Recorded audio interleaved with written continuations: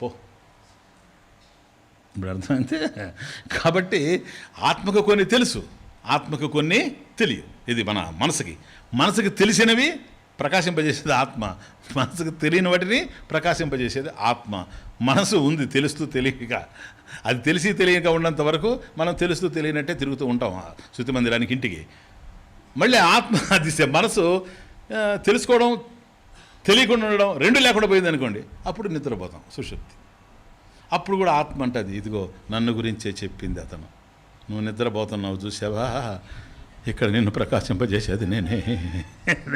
This ఆత్మ. Okay. కాబట్టి ఆత్మ ఎప్పుడైతే జ్ఞాన రూపం అయ్యిందో, బాగా అర్థం చేసుకుని పాయింట్, ఎప్పుడైతే బోధ రూపతయా అన్నామో ఆత్మ జ్ఞానస్వరూపం అయ్యిందో దాన్ని నువ్వు తెలుసుకోవాల్సిన అవసరమే లేదు. అది కనుక అజ్ఞానం అయితే అది వేరే విషయం, అది జ్ఞానం, నువ్వు తెలుసుకోవాల్సిన అవసరం లేదు. ఇప్పుడు ఏం చేయాలి స్వామీజీ? నేను జ్ఞాన రూపమై అది ఉండేటప్పుడు అది జ్ఞాన రూపము అని నీకు తెలియడం లేదు, అంతే. తెలియకపోవడం ఏంటి? దాన్ని తొలగించుకో, అది శాస్త్రం. అర్థమవుతుంది. అజ్ఞాన నివృత్త్యర్థం, నాట్ నా ఆత్మదర్శనార్థం. ఆత్మను దర్శించడం కాదు, ఆత్మ ఉంది, నాకు దర్శనం లేదని నువ్వు అనుకునేటప్పుడు కూడా అది ఆత్మే. కానీ అజ్ఞానం ఉంది, ఇది ఆత్మని తెలియడం లేదు, జ్ఞానం లేదు. ఆత్మ జ్ఞానస్వరూపమే, సరేనా? ఆ జ్ఞానం లేకపోవడం వల్ల మనం అజ్ఞానంలో ఉండడం చేత ఆత్మ లేదేమో అనుకుంటున్నాం కదా. కనుక ఆత్మ కోసం నువ్వు ప్రత్యేకంగా ప్రయత్నం చేయాల్సిన అవసరం లేదు. ఆత్మ జ్ఞానరూపం అయ్యింది, దానికి నువ్వు జ్ఞానం ఇవ్వాల్సినటువంటి అవసరం లేదు. అజ్ఞానాన్ని తొలగించుకుంటే బస్. తర్వాత కార్, తర్వాత ఏరోప్లేన్. ఓకే. అదే నెక్స్ట్. నిషిధ్య నిఖిలోపాధీన్ నేతి నేతీతి వాక్యతః విద్యాదైక్యం మహావాక్యైః జీవాత్మ పరమాత్మనోః. ఇప్పుడు చాలా క్లియర్గా, ఇప్పుడు తొలగించుకోవాలి అజ్ఞానాన్ని. అజ్ఞానాన్ని తొలగించుకోవడం అంటే ఏంటి? అజ్ఞానం అంటే ఏంటి? జ్ఞానం లేకపోవడం. జ్ఞానం లేకపోవడం సరే, జ్ఞాన విరోధి ఇది. జ్ఞానం ఉంటే ఆత్మని తెలుస్తుంది, నేను ఆత్మస్వరూపం అండి, అహం ఆత్మస్వరూప సచ్చిదానంద స్వరూప, ఇది జ్ఞానం. జ్ఞానం లేనప్పుడు దేహోహం, ఇంకా స్టార్ట్. ఇది ఉపాధి. తాను ఆత్మని ఎప్పుడైతే తెలియదో, నేను దేహము, నేను ఇంద్రియాలు, నేను బుద్ధి, నేను అది, నేను బ్రాహ్మణుని, నేను క్షత్రియుడిని, నేను అంధుణ్ణి, ఇంకన్నీ సమస్తం దేహంతో సంబంధించి, ఇంద్రియాలకు సంబంధించి, మనసుకు సంబంధించి, ప్రాణానికి సంబంధించి, బుద్ధికి సంబంధించి, తర్వాత ఒక దశలో నేను అజ్ఞానిని, ఇదొకటి మళ్ళీ నోషన్. అర్థమవుతుంది? ఇవన్నీ ఉపాధులు, ఇవన్నీ ఉపాధులు. చూసాం కదా పంచకోశాలు, అవన్నీ ఉపాధులే. కాబట్టి నిషిధ్య, వీటిని నిషేధించాలి మొదట. ఏవైతే నీవు కానివి నీవు అనుకుంటూ ఉన్నావో ఉపాధుల్ని, అవి నేను కాదు అని నిషేధించాలి. నిషిధ్య. ఒక ఉపాధి నిషేధిస్తే సరిపోద్దా స్వామి? తప్పదు నాయన. నిఖిల ఉపాధీన్, అన్ని ఉపాధుల్ని, నువ్వు దేహం కాదు. తమాషా చూడు, అదే అందుకనే నిర్వాణ షట్కంలో మనోబుద్ధ్యహంకార చిత్తాని నాహం, అంతఃకరణాన్ని, న శ్రోత్రం న జిహ్వా న చ ఘ్రాణ నేత్రే, ఇంద్రియాణి, బుద్ధ్యాదీనింద్రియాణి, న చ వ్యోమ భూమిర్న తేజో న వాయు, పృథివీ తేజో వాయురు ఆకాశాలు ఏవి నేను కాను. దెన్ కౌన్ తుమ్, కౌన్ హో తుమ్? చిదానంద రూప శివోహం శివోహం. చిత్ జ్ఞానస్వరూపం, ఆనంద, సత్య జ్ఞానానంద స్వరూపం, అది అక్కడ. కాబట్టి నిఖిల ఉపాధి నిషిధ్య, మనం కానిటువంటి వస్తువుని నిషేధించేసిన తర్వాత ఎట్లా నిషేధిస్తావయ్యా? ఇది కాదు, అది కాదనే. నేతి నేతి వాక్యత, అది నా ఇతి, నా ఇతి, ఇది నా, నాట్ దిస్, ఇది నా, నాట్ దిస్. ఒక్కొక్కటి వచ్చింది అనుకో, ఎందుకంటే చాలా వాటితో సంబంధం కలిగి ఉన్నాం కనుక. దేహం ఇది కాదు, మనసు ఇది కాదు, బుద్ధి ఇది కాదు, ఇంద్రియాలు ఇది కాదు, ప్రాణము ఇది కాదు, అజ్ఞానం అది కూడా కాదు. విగ్రహేంద్రియ ప్రాణధితమః నాహమేక సత్ పరమపూర్ణ సత్. అంతే. విగ్రహ, ఇంద్రియ, ప్రాణ, ధీ, తమః అజ్ఞానం, ఆనందమయ కోశం. నాహం అహం నా. విగ్రహేంద్రియ ప్రాణధీ తమః నాహం ఏకం సత్. ఎక్కడిది? ఉపదేశ సరం. సరం పట్టుకోండారు, అది విషయం. కనుక నిషిధ్య నిఖిల ఉపాధి నేతి నేతీతి వాక్యత. అలా చేసి ఏం చేసుకోవాలి? ఇప్పుడు చూడండి.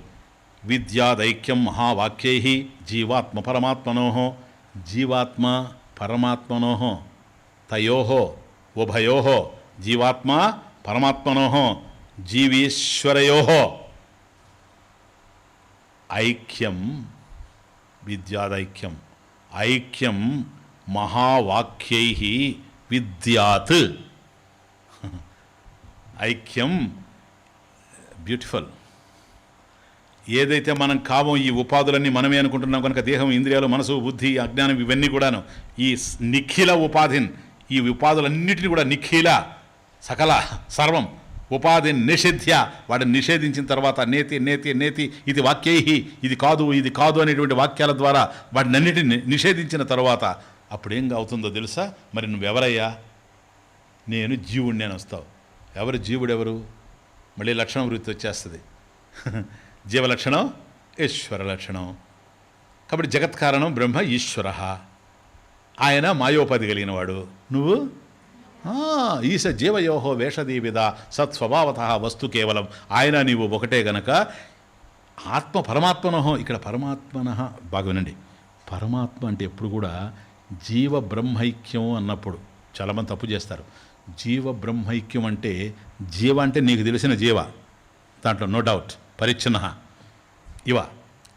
బ్రహ్మ అంటే మాత్రం సత్యం జ్ఞాన అనంతం బ్రహ్మ కాదు. నైనా సత్యం జ్ఞానం అనంతం బ్రహ్మ కాదు. ఎప్పుడైనా గుర్తుపెట్టుకోండి. ఇక్కడే పెద్ద పెద్ద వాళ్ళు తప్పులు చేసేది. సరేనా? ఆ బ్రహ్మతో కాదు నీకు ఐక్యం. ఆ తరువాత మాయోపాధి కలిగిన ఈశ్వర ఉన్నాడు, చూచారా? ఇది తెలుసు కదా మీకు ఇవన్నీ. ఈశ్వర, ఈశ్వరుడు కదా జగత్కారణం. కాబట్టి జగత్కారణం ఈశ్వరుడు ఎవరైతే ఉండారో ఆయనతో ఐక్యం. అర్థమవుతుంది? ఎందుకని? ఆయన మాయోపాధి కలిగినవాడు, నువ్వు అవిద్యోపాధి కలిగిన వాడివి. జీవుడిలో ఉండే అవిద్యను తొలగించి ఈశ్వరుడిలో ఉండేటువంటి మాయను తొలగిస్తే ఇద్దరు ఒకటే. అప్పుడు ఈశ్వరుడు ఎవరు? బ్రహ్మం. నువ్వు కూడా బ్రహ్మమే. అది కనెక్షన్. అంతేగాని జీవ బ్రహ్మైక్యం అంటే సాక్షాత్ అది ఉండదు చూసారా? తదేశాభ్యుక్త సత్యం జ్ఞానం అనంతం బ్రహ్మ, అది కాదు. కాబట్టి సత్యం జ్ఞానం అనంతం బ్రహ్మని కాదు, ఈశ్వర. అందువల్ల జీవైశ్వర్య ఐక్యం అంటాం మనం. జీవుడు ఈశ్వరుడు, ఈశ జీవయోహో వేషదీవిద. కాబట్టి అది మాయ ఉపాధి, ఇది అజ్ఞాన ఉపాధి, అవిద్య.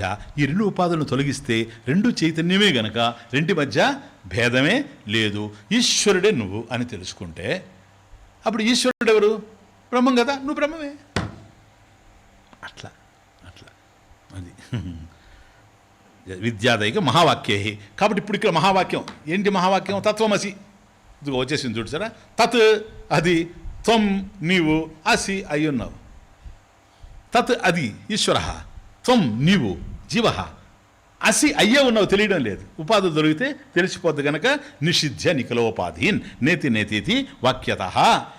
జీవాత్మ పరమాత్మనో జీవేశ్వరయో తయో ఉభయో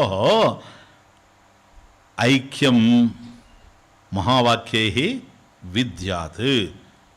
విద్యాత్ ఇప్పుడు అర్థమైందే. ఇప్పుడు ఆత్మ, ఇప్పుడు చూడండి, ఇప్పుడు దర్శనం. ఆత్మవా అరే ద్రష్టవ్య. బృహదారణ్యకం. ఆత్మవా అరే ద్రష్టవ్య.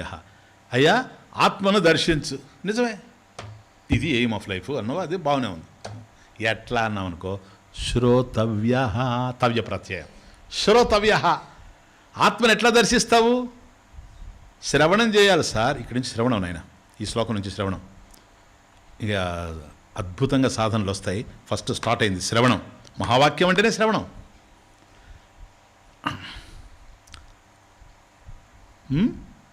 ఆత్మవారే ద్రష్టవ్య, తవ్య ప్రత్యయం. ఎట్లా? శ్రోతవ్య. ఎందువల్ల ఎందుకు వినాలా గురువు దగ్గర శాస్త్రం? ఇప్పుడు చూడండి, శాస్త్రాపేక్ష వచ్చేసింది మళ్ళీ. ఎప్పుడైతే ఆత్మ తెలుసుకోవాలి అని అన్నావో, ఆత్మ జ్ఞేయ